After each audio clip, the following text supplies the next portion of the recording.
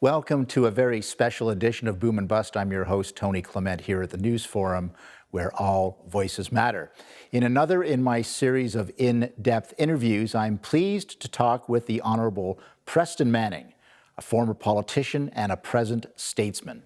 He was leader of the Reform Party of Canada between 1987 and 2000 and leader of the official opposition in Parliament between 1997 and the year 2000. Since then, he has founded the Manning Centre for Building Democracy and the Manning Foundation for Democratic Education. Amongst his many awards is as a Companion of the Order of Canada. He's authored multiple books, including Faith, Leadership, and Public Life, and Do Something, 365 Ways to Strengthen Canada. Welcome to our program.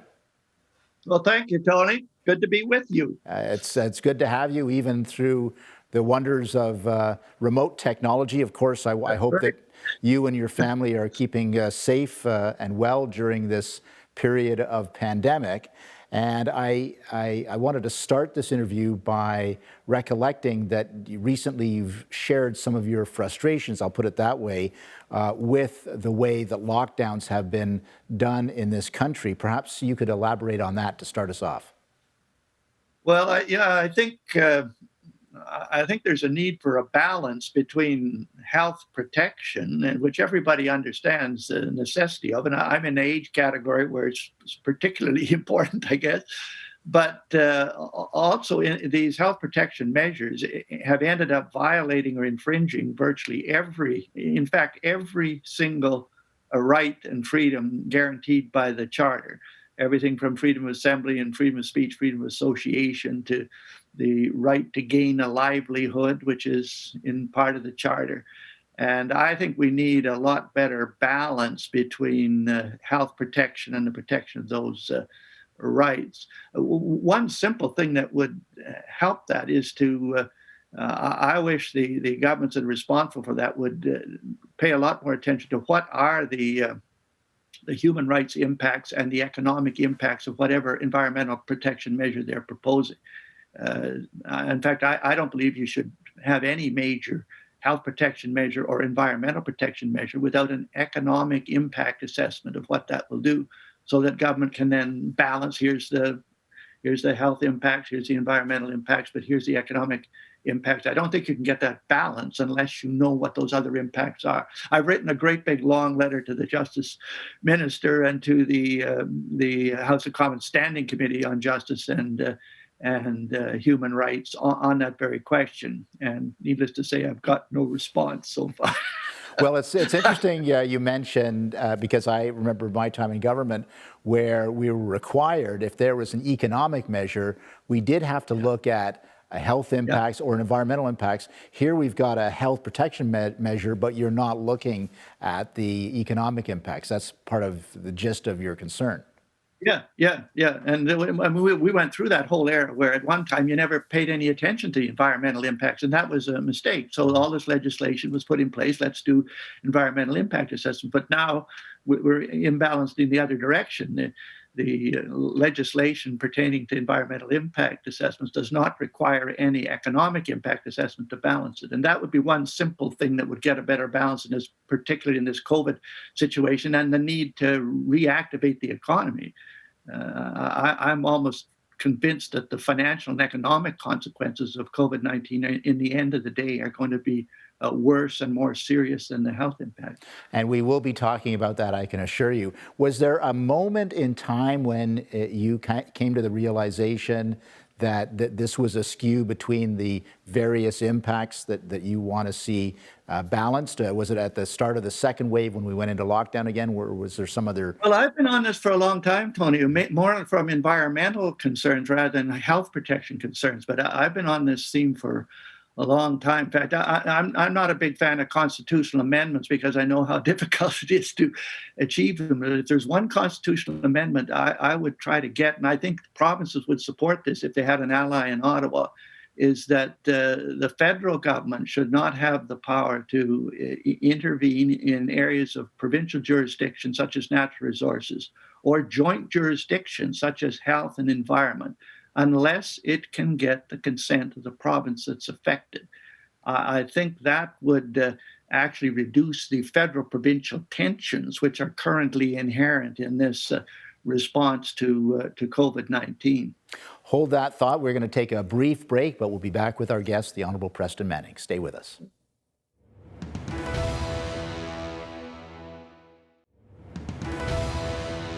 Welcome back to a very special edition of Boom and Bust. I'm your host, Tony Clement, here with the Honourable Preston Manning. Preston, we talked a little bit about, of course, where we are in the health protection mode and the pandemic. Any comments about the vaccination rollout? Well, I don't like to just be critical of everything that's being done. I know this is a struggle, but it seems to me that Canada's not managed this as well as it should have. I've go way back. My father was in government he was elected in 1935 in the Alberta legislature. He was premier from 1943 on.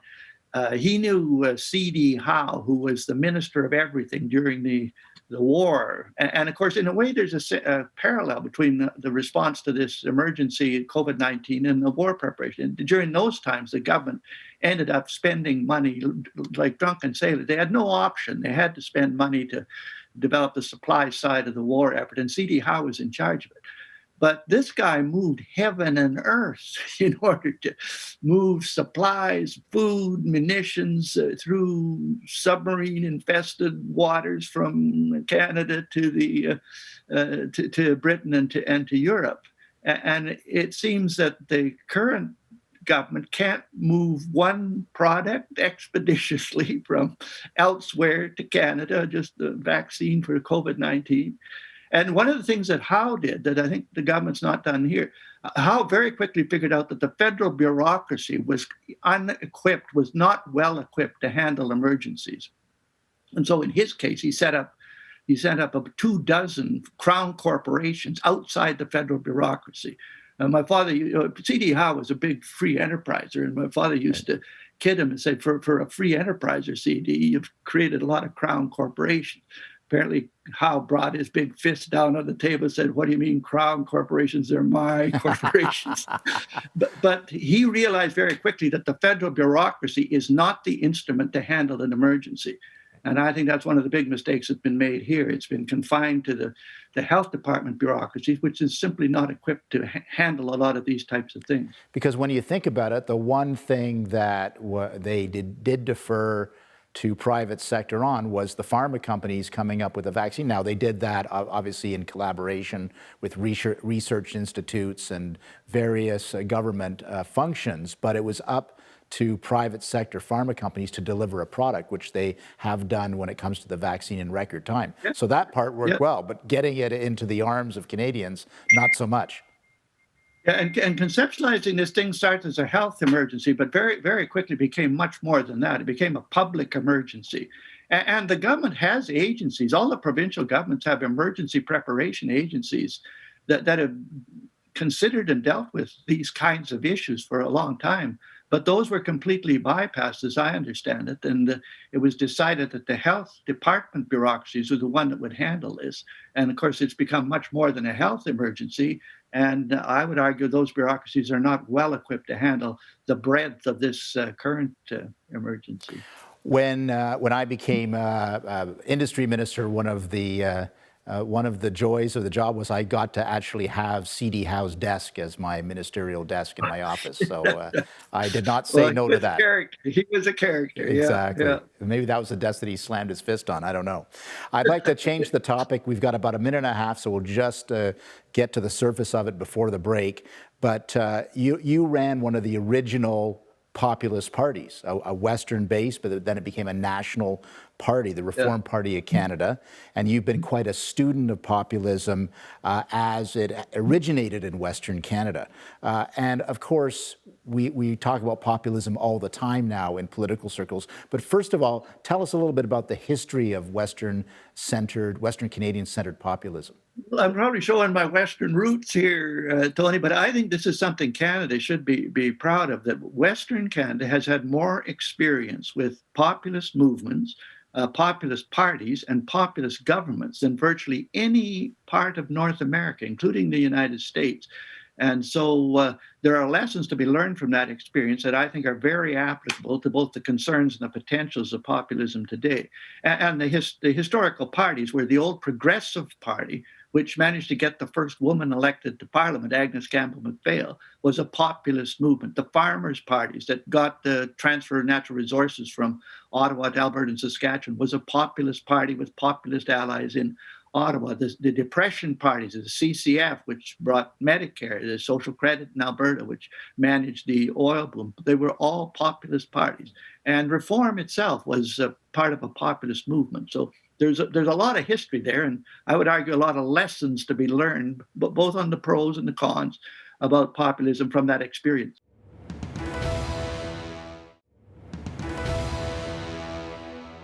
And we're back here at Boom and Bust. I'm your host, Tony Clement, with the Honourable Preston Manning. Preston, when people think of populism now, there's certainly different points of view on it, but one set of people, or one segment of people, are quite scared of populism and alarmed by populism. What would you say to them, given the history that you've gone through and you know so well from Western Canada? Well, I'd say two things to them. One is it depends very much how those populist movements are moved and shaped by their leadership and by their rank and file members. They can become wild and extreme and everything else, but they can also make positive contributions. As I mentioned, it was a populist party and populist movement that got women the vote in Canada. Mm-hmm. Is that not a major accomplishment? And it was accomplished by a populist party. The Medicare, whether you agree with how it's organized or not, did not come through the traditional party system. It came initially through a bottom-up grassroots political movement in Saskatchewan. So populism can have a positive potential. Now to recognize the negative side, I use an analogy from the oil patch. In the oil patch, there's such a thing as a wildcat well and a rogue well. And it's drilled into a formation where you don't know quite what's down below. You happen to hit a huge pocket of oil or gas. And it's under such pressure, it blows the drilling platform off the wellhead. It can catch fire. It can be extremely dangerous. On the other hand, there's a lot of good energy down there if you could ever harness it. And one of the ways of harnessing it is to drill in a relief well from the side. And the angle got to be just right. If it's too shallow, it won't take off the pressure. If it's too deep, it can turn into a rogue well. But if it's exactly right, it can take off enough pressure that you can install valves and bring that energy into a positive use. And in many respects, that's what the Reform Party was in the 1980s and early 90s. There was a populist movement. A lot of it was separatist oriented in the West at that time. Anger at the federal government over the National Energy Program from the Liberals, the CF-18 decision from the Conservatives. But Reform it recognized that there was right to be mad. You had to connect to it. You couldn't ignore it. But then took that and say, look, there's a better way of doing this than tearing the country apart. Can't we argue for a stronger, better place for the West within the Federation? So I think there are ways of handling it. The other thing that people should recognize from our history is sometimes the rank and file members of a populist movement can temper the extremism of their leaders. Mm. In Saskatchewan, for example, there were ideologues at the top of the CCF who really believed in socialism all across the board, that the state should own the means of production, which in Saskatchewan meant the state should own the farmland. Well, as soon as those academic elites even started to talk about that, those rank and file farmers in Saskatchewan said, wait a minute, we're all for the social program of the CCF, but if you go down that road, you will not last as a government for 6 months. The rank and file modified the extremists of the ideologues at the top. So I think there's a positive and negative side to populism. And what we should understand is a lot of experience in Western Canada. How can that experience be harnessed to deal with the populist forces today? Obviously, in today's day and age, a lot, at least in North America, maybe in other parts of the world too, where people define populism by their attitude towards Donald Trump. Donald Trump is no longer president, however. So where does populism go in a country like Canada in a post-Trump world? Well, I'd say learn on our own experience. And it bothers me when Canadian commentators are on panels in the United States and talk about populism entirely in terms of the American experience. Right. Like, why not talk about our experience, which is actually more instructive to what they're doing? The other way I would handle Trump, almost every populist movement is a reaction to something that went before. Mm. Trump is the legacy of the Obama administration. Right. Doug Ford is the legacy of the Kathleen Wynne administration. So if you know, to see populism in that light, it's a reaction to a previous administration that lost touch with the rank and file of people on issues that were important to them. And if you want to preclude the emergence of populist movements, then address the issues that are concerned to the rank and file people before they feel they have to create a populist movement to get attention. Well, we will continue to watch that very closely because the topic will not be going away. We are going to take another brief break. I want to thank our special guest here, the Honourable Preston Manning, for his time. This is going to be an excellent interview, I can tell already. Please stay with us. We'll be right back after this brief break.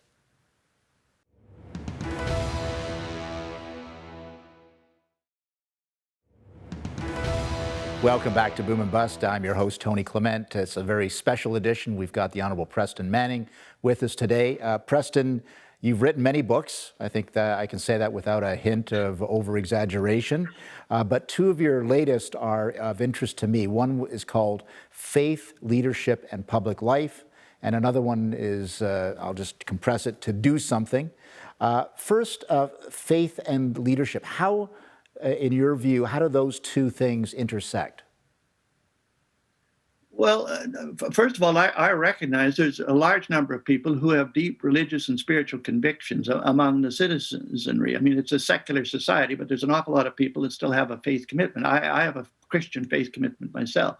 But it raises the question, how do those people that have those convictions participate in a democratic political system? And I'm a great fan of Jesus of Nazareth, not just from a religious and spiritual standpoint, but even, you'll understand this, Tony, from a political standpoint. Here's a guy operating in the backwoods of the Roman Empire.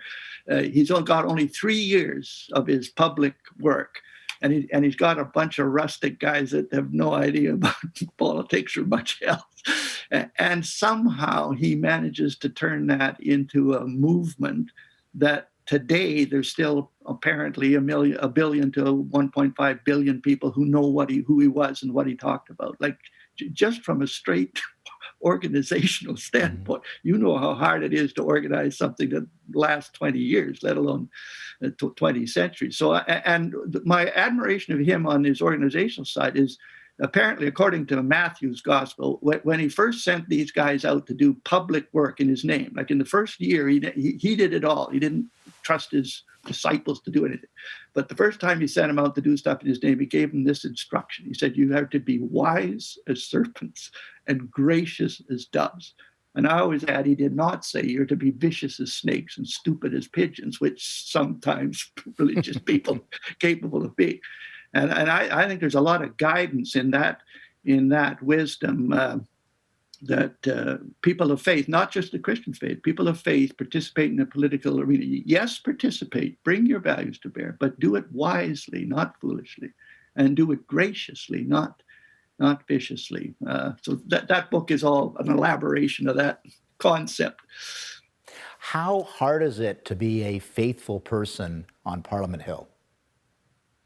Well, it's increasingly difficult because it's almost ironic, Tony, that, you know, for a long time, and you wrestled with this, the way that we treated people of a sexual orientation, a gay orientation, was to say, you can have this orientation, but please, like, keep it quiet, keep it private, keep it in the closet. And now it's turned out that was a mistake to say that. A lot of religious people said that. But now, in Ottawa particularly, we're doing exactly the same thing with respect to religious orientation. They say to people with religious orientation, we don't understand why you have this peculiar orientation, but and you can have it, but keep it quiet, like keep it in the closet. We're doing exactly the same thing with respect to religious orientation that we did to sexual orientation. If it was a mistake in the former, then it's a mistake in the latter.